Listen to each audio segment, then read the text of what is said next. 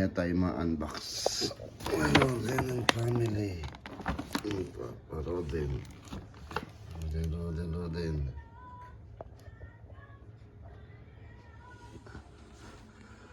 Wow.